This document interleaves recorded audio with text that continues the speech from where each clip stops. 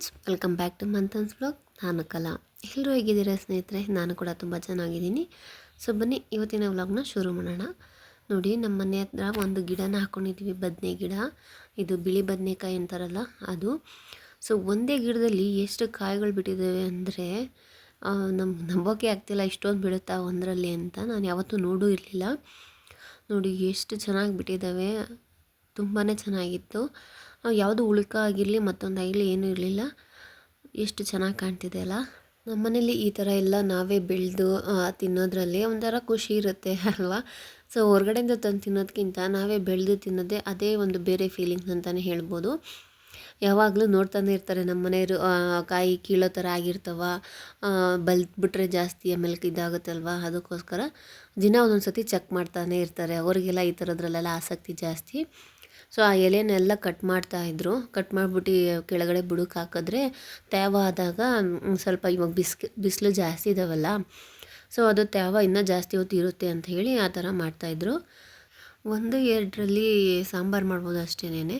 So ಇವತ್ತು ಸ್ವಲ್ಪ ಜಾಸ್ತಿನೇ ಸಿಕ್ಕಿದೆ ನೋಡಿ, ಎಷ್ಟೊಂದು ಸಿಕ್ಕಿದೆ. ಇನ್ನೂ ಕಟ್ ಮಾಡೋದಿದೆ, ನೋಡ್ತಾ ಇದ್ವಿ ಹಾಗೆಯೇ ಎಷ್ಟು ಹೂವು ಆಗಿದ್ದಾವೆ ಅಂದರೆ ಇನ್ನೂ ಜಾಸ್ತಿನೇ ಬಿಡುತ್ತೆ ಈ ಬದನೆ ಗಿಡದಲ್ಲಿ. ನೋಡಿ, ನೋಡ್ತಾ ಇದ್ದೀರಲ್ವ. ನೋಡಿ, ಯಾವುದೇ ರೀತಿಯಾದಂಥ ಉಳ್ಕೊ ಏನೂ ಆಗಿರಲಿಲ್ಲ, ಎಲ್ಲ ಚೆನ್ನಾಗೇ ಇದ್ದವು. ಸೊ ಬದನೆಕಾಯಿ ಹಾಕ್ಬಿಟ್ಟು ಆಲ್ಸರ್ ಸಹ ಮಾಡ್ತಾರೆ, ಅದು ತುಂಬಾ ಚೆನ್ನಾಗಿರುತ್ತೆ. ಬಟ್ ನಾನು ಇವತ್ತು ವಾಂಗಿಬಾತ್ ಮಾಡೋಣ ಅಂತ ಹೇಳ್ತಾ ಇದ್ದೀನಿ. ನಮ್ಮ ಮನೆಯವರು ವಾಂಗಿಬಾತೆ ಮಾಡೋ ಚೆನ್ನಾಗಿರುತ್ತೆ, ಅದನ್ನು ನೋಡೋಣ ಅಂಥೇಳಿ. ಸೊ ವಾಂಗಿಬಾತ್ ಮಾಡ್ತೀನಿ, ಹಾಗೆಯೇ ನಿಮ್ಮ ಜೊತೆನೂ ಸಹ ಶೇರ್ ಮಾಡ್ಕೊತೀನಿ ಯಾವ ರೀತಿಯಾಗಿ ಮಾಡೋದು ಅಂತ. ನೋಡ್ತಿದ್ದೀರಲ್ವ, ಈ ಒಂದೇ ಗಿಡ ಸ್ನೇಹಿತರೆ, ನೀವು ನಂಬ್ತೀರ ಇಲ್ವ? ನೋಡಿ ಇನ್ನೂ ಹೂವು ಆಗಿದ್ದಾವೆ, ಇನ್ನೂ ಪೀಚ್ ಇನ್ನೂ ಇದ್ದಾವೆ, ತುಂಬಾ ಇದ್ದಾವೆ. ಸೊ ಚೆನ್ನಾಗೇ ಬಿಡುತ್ತೆ. ನಮಗೇನು ಇನ್ನು ಅಂಗಡಿಲಿ ಹೋಗಿ ಕೊಂಡ್ಕೊಂಬರೋ ಅಂಥದ್ದು ಅವಶ್ಯಕತೆ ಇರೋದೇ ಇಲ್ಲ ಅನ್ಸುತ್ತೆ. ಏನು ಅಂದರೆ ಈ ಬೇಸಿಗೆಗೆ ಸ್ವಲ್ಪ ನೀರನ್ನ ಹಾಕ್ಕೊಂಡು ಚೆನ್ನಾಗಿ ನೋಡ್ಕೊಬೇಕು ಅದನ್ನು ಅಲ್ವಾ. ಅದನ್ನು ಸಹ ಚೆನ್ನಾಗಿ ನೋಡ್ಕೊಂಡ್ರೇ ನಮಗೆ ಅದನ್ನು ಚೆನ್ನಾಗಿ ಒಂದು ಫಲನ ಕೊಡುತ್ತೆ. ಈ ಹಳ್ಳಿ ಕಡೆ ಒಂದು ಸ್ವಲ್ಪ ಜಾಗ ಇದ್ರು ಅಷ್ಟೇನೆ, ಏನು ಬೇಕೋ ಅದನ್ನು ಸ್ವಲ್ಪ ಬೆಳ್ಕೊಂಡ್ರೇನೆ ಅದಕ್ಕೂ ಒಂದು ಹೆಸರು ಅಂತ ಅನ್ಕೊತೀನಿ.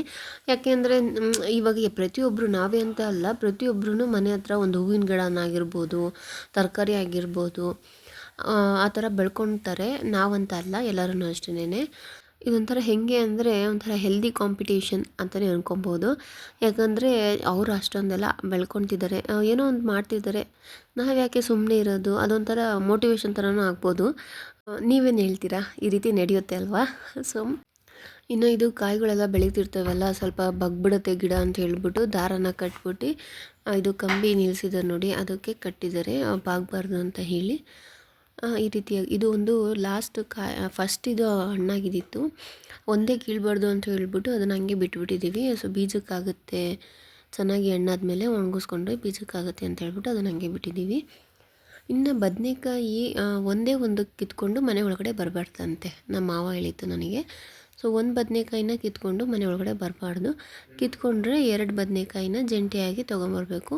ಅದಕ್ಕಿಂತ ಜಾಸ್ತಿ ತರ್ಬೋದು, ಬಟ್ ಒಂದು ಮಾತ್ರ ತರೋಂಗಿಲ್ಲ ಅಂತ ಹೇಳಿದ್ರು. ಸೊ ಇದನ್ನು ಪಾಲಿಸಿ, ಓಕೆನಾ.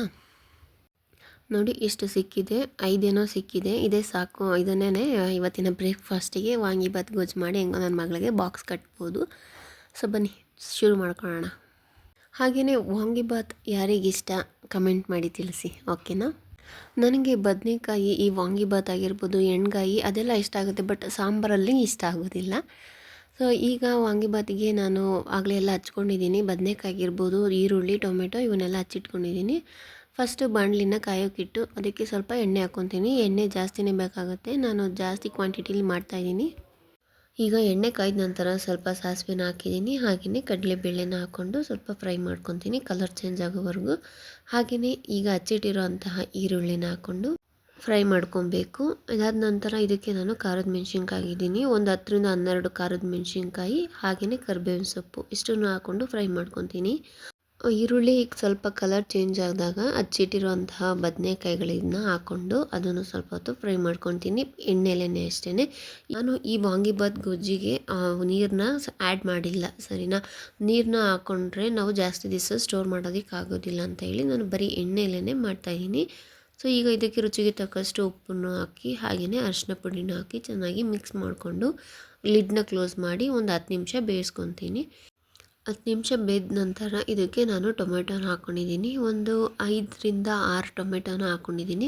ಆಪಲ್ ಟೊಮೆಟೊಗಿಂತ ಈ ಹುಳಿ ಟೊಮೆಟೊನ ಹಾಕ್ಕೊಳೋದು ಚೆನ್ನಾಗಿರುತ್ತೆ ಟೇಸ್ಟು. ಹಾಗೆಯೇ ಇದಕ್ಕೆ ಹುಣ್ಸೆಹಣ್ಣು ರಸನೂ ಬೇಕಾದರೆ ಹಾಕೊಬೋದು, ಬಟ್ ನಾನು ಹಾಕಿಲ್ಲ, ಸ್ಕಿಪ್ ಮಾಡಿದ್ದೀನಿ. ಅದು ಆಪ್ಷನಲ್ಲು. ನಿಮಗೆ ಇಷ್ಟ ಆಯಿತು ಹುಳಿ ಇರಬೇಕು ಒಂದು ಸ್ವಲ್ಪ ಅನ್ನಾಗಿದ್ದರೆ ಹುಣ್ಸೆಹಣ್ಣು ರಸನೂ ಹಾಕೊಬೋದು. ಈಗ ನಾನು ಟೊಮೆಟೊನೆಲ್ಲ ಹಾಕಿದ್ಮೇಲೆ ಒಂದು ಮಿಕ್ಸ್ ಮಾಡಿ ಲಿಡ್ ಕ್ಲೋಸ್ ಮಾಡಿ ಮತ್ತೆ ಬೇಯಿಸ್ಕೊತೀನಿ. ಅದೇನೆ ಟೊಮೆಟೊ ಒಂದು ಸ್ವಲ್ಪ ನೀರು ಬಿಟ್ಕೊಳುತ್ತಲ್ವ, ಸೊ ಅದು ಆ ನೀರು ಬಿಟ್ಕೊಳೋದ್ರಿಂದನೇ ಬದನೆಕಾಯಿನೂ ಬೆಂದ್ಕೊಳುತ್ತೆ ಅಂತ ಹೇಳಿ ಲಿಡ್ನ ಕ್ಲೋಸ್ ಮಾಡಿ ಬದನೆಕಾಯಿನ ಚೆನ್ನಾಗಿ ಬೇಯಿಸ್ಕೊತೀವಿ. ಸೊ ನೀರನ್ನ ಆ್ಯಡ್ ಮಾಡೋಂಗಿಲ್ಲ ಅಂತ ನಾನು ಆಲ್ರೆಡಿ ಹೇಳಿದ್ದೀನಲ್ವ, ಅದಕ್ಕೋಸ್ಕರ ಬದನೆಕಾಯಿ ಬೇಯೋದು ಸ್ವಲ್ಪ ಮುಖ್ಯ ಆಗಿರುತ್ತೆ. ಸೊ ಲಿಡ್ನ ಕ್ಲೋಸ್ ಮಾಡಿಕೊಂಡು ಬೇಯಿಸ್ಕೊಬೇಕು. ನೋಡಿ, ಈಗ ಬದನೆಕಾಯಿ ಚೆನ್ನಾಗಿ ಬೆಂದಿದೆ, ಹಾಗೆಯೇ ಟೊಮೆಟೊ ಎಲ್ಲ ನೀರು ಬಿಟ್ಕೊಂಡಿದ್ದೆ. ಈಗ ಇದಕ್ಕೆ ನಾನು ವಾಂಗಿಬಾತ್ ಪೌಡ್ರನ್ನ ಹಾಕ್ಕೊತೀನಿ. ನೋಡಿ, ಒಂದು ಟೇಬಲ್ ಸ್ಪೂನಲ್ಲಿ ಅಳತೆಗೆ ನಾನು ತೊಗೊಂಡಿರೋದು, ಅದರಲ್ಲಿ ನಾನು 3 ಸ್ಪೂನ್ನಷ್ಟು ಹಾಕ್ಕೊತೀನಿ. ಇದು ಮನೆಯಲ್ಲೇ ಮಾಡಿರೋಂತಹ ವಾಂಗಿಬಾತ್ ಪೌಡರು, ಅಂಗಡಿಯಿಂದ ತರಿಸಿರೋದಲ್ಲ. ಈಗ ಇದಕ್ಕೆ ಪುಡಿ ಹಾಕಿದ್ದೀನಿ, ಚೆನ್ನಾಗಿ ಒಂದು ಸ್ವಲ್ಪ ಮಿಕ್ಸ್ ಮಾಡಿಕೊಂಡು ಬೇಯಿಸ್ಕೊಬೇಕು. ಸೊ ಎಷ್ಟರವರೆಗೂ ಬೇಯಿಸ್ಕೊಬೇಕು ಅಂದರೆ ಇದೆಲ್ಲ ಚೆನ್ನಾಗಿ ಬೆಂದು ಎಣ್ಣೆ ಬಿಟ್ಕೊಳೋ ತನಕ ಬೇಯಿಸ್ಕೊಬೇಕು. ಸೊ ಉರಿನೂ ಸಹ ಮೀಡಿಯಮ್ ಇರಬೇಕು, ಇಲ್ಲಾಂದರೆ ತಳ ಹತ್ಬಿಡುತ್ತೆ. ಸೊ ಅದಕ್ಕಾಗಿ ಮೀಡಿಯಮ್ ಫ್ಲೇಮಲ್ಲಿ ಇಟ್ಕೊಂಡು ಆಗಾಗ ಲಿಡ್ನ ಓಪನ್ ಮಾಡಿ ತಿರುಗಿಸ್ತಾ ಇರಬೇಕು. ಸೊ ತಳ ಹತ್ಬಿಟ್ರೆ ಅಂತ ಹೇಳಿ. ಸೊ ಅಷ್ಟೇನೆ ಚೆನ್ನಾಗಿ ಬೇಯಿಸ್ಕೊಬೇಕು. ಇಷ್ಟೇ ಸ್ನೇಹಿತರೆ, ಈಸಿಯಾಗಿ ಇರುತ್ತೆ. ಹಾಗೆ ನಾವು ಇದನ್ನು ಒಂದು 3 to 4 ಡೇಸ್ವರೆಗೂ ಸ್ಟೋರ್ ಮಾಡ್ಕೊಬೋದು, ಏನೂ ತೊಂದರೆ ಇರೋದಿಲ್ಲ. ಎಲ್ಲನ ಹೋಗ್ಬೇಕಾದಾಗ ನಾವು ಈ ಥರ ವಾಂಗಿಬಾತ್ ಗೊಜ್ಜು ಮಾಡಿಕೊಂಡು ರೈಸ್ ಮಾಡ್ಕೊಂಡು ಹೋದರೆ ಅಲ್ಲೇ ಆಚೆ ಎಲ್ಲಾದರೂ ಹೋಗ್ತಿರ್ತೀವಲ್ಲ, ಈಗೆಲ್ಲಾದರೂ ದೂರ ದೇವಸ್ಥಾನಕ್ಕೆ ಹೋಗ್ಬೇಕಾದ್ರೆ ಈಗ ಗೊಜ್ಜನ್ನ ಮಾಡ್ಕೊಂಬಿಟ್ಟು ರೈಸ್ ಮಾಡ್ಕೊಂಡು ಹೋದಾಗ ಅಲ್ಲೇ ಊಟ ಮಾಡ್ಕೊಬೋದು ನಾಷ್ಟನ. ಸೊ ಈ ರೀತಿಯಾಗಿ ಮಾಡಿಕೊಂಡ್ರೆ ಚೆನ್ನಾಗಿರುತ್ತೆ ಅಂತ ಹೇಳ್ತೀನಿ. ನನ್ನ ಮನೇಲಂತೂ ವಾಂಗಿಬಾತ್ ಎಲ್ಲರಿಗೂ ಇಷ್ಟನೇ. ಸೊ ನೋಡಿ, ಈ ರೀತಿಯಾಗಿ ಕಲಿಸಿ, ಇನ್ನು ನನ್ನ ಮಗಳಿಗೆ ಬಾಕ್ಸ್ ಕಟ್ಟೋದು ಬೇಕಲ್ಲ, ಹಾಗೆಯೇ ಎಲ್ಲರಿಗೂ ಬ್ರೇಕ್ಫಾಸ್ಟಿಗೆ ಕೊಡ್ತಿದ್ದೆ. ಸೊ ಬಿಸಿಲೇ ತಿಂದರೆ ಇನ್ನೂ ಟೇಸ್ಟ್ ಚೆನ್ನಾಗಿರುತ್ತೆ ಅಂತ ಹೇಳಿ. ಸೊ ನೀವು ಒಂದು ಸತಿ ಟ್ರೈ ಮಾಡಿ ಸ್ನೇಹಿತರೆ, ಹೇಗೆ ಬಂತು ಅಂತ ಕಮೆಂಟಲ್ಲಿ ತಿಳಿಸಿ. ಇನ್ನು ನನ್ನ ಮಗಳನ್ನೆಲ್ಲ ನಮ್ಮ ಅತ್ತೆ ರೆಡಿ ಮಾಡಿದರು. ನಾನು ಸಹ ಲಂಚ್ ಬಾಕ್ಸ್ಗೆಲ್ಲ ಪ್ಯಾಕ್ ಮಾಡಿಬಿಟ್ಟು ಅವಳನ್ನ ಸ್ಕೂಲಿಗೆ ಕಳಿಸ್ದೆ. ಫಸ್ಟು ಮಕ್ಕಳು ಸ್ಕೂಲಿಗೆ ಹೋಗ್ಬಿಟ್ರೆ ಮನೆ ನಿಧಾನಕ್ಕೆ ಮಿಕ್ಕಿದ ಕೆಲಸ ಮಾಡ್ಕೊಬೋದು. ಅವ್ರು ಸ್ಕೂಲಿಗೆ ಹೋಗೋ ತನಕ ಒಂಥರ ಗಡಿಬಿಡಿಯಾಗೇ ಇರುತ್ತೆ. ಬೆಳಗ್ಗೆ ಹೊತ್ತು ನಾಷ್ಟ ಒಂದೊಂದು ದಿವಸ ತಿಂತಾಳೆ, ಇಲ್ಲಾಂದರೆ ತಿನ್ನೋದಿಲ್ಲ. ಹಾಲು ಕುಡ್ಕೊಂಡು ಹೋಗ್ತಾಳೆ, ಹಾಲೇ ಸಾಕು ಅಂತ ಹೇಳಿ. ಇನ್ನು ಅವಳ ಟೈಮಿಂಗ್ಸ್ ಬಂದು 8 ಗಂಟೆ ಅಷ್ಟರಲ್ಲಿ ಅವಳು ರೆಡಿಯಾಗಿರಬೇಕು, ಫುಲ್ಲು ನಾಷ್ಟ ಎಲ್ಲ ಮಾಡಿ.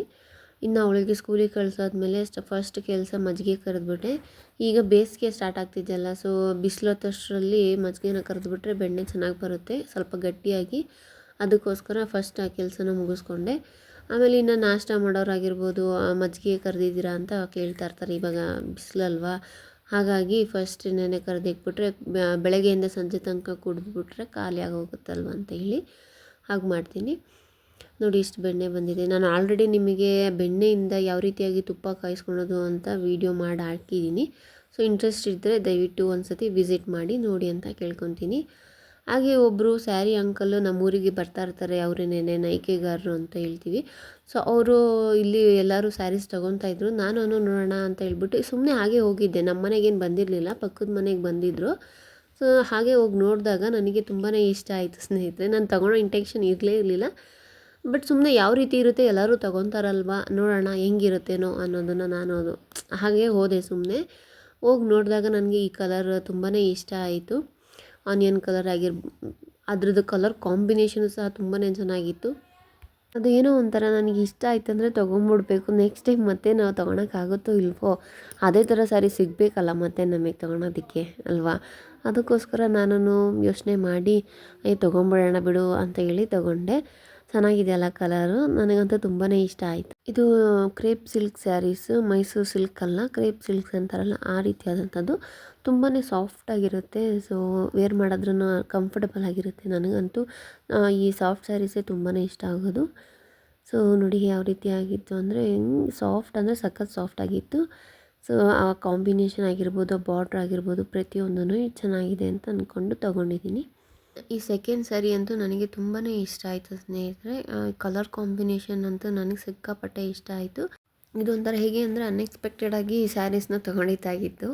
ಸೊ ನನಗೆ ಈ ನೋಡಿದೆ ಕಲರ್ ಕಾಂಬಿನೇಷನ್ ಆಗಿರ್ಬೋದು, ಕೆಲವೊಂದು ಸತಿ ನಮಗೆ ಸಿಗೋದೇ ಇಲ್ಲ ಎಷ್ಟು ಹುಡ್ಕಿದ್ರೂ. ಬಟ್ ನಮಗೆ ಸಿಕ್ಕಿದಾಗ ನಾನು ಮಿಸ್ ಮಾಡ್ಕೊಳಕ್ಕೆ ಇಷ್ಟಪಡೋದಿಲ್ಲ. ಸೊ ಇದಂತೂ ಸೂಪರಾಗಿತ್ತು. ಇದನ್ನು ಸ್ಟಿಚ್ ಮಾಡ್ಕೊಂಡು ಉಟ್ಕೊಂಡ್ರೆ ಇನ್ನೂ ಸಖತ್ತಾಗಿ ಕಾಣುತ್ತೆ.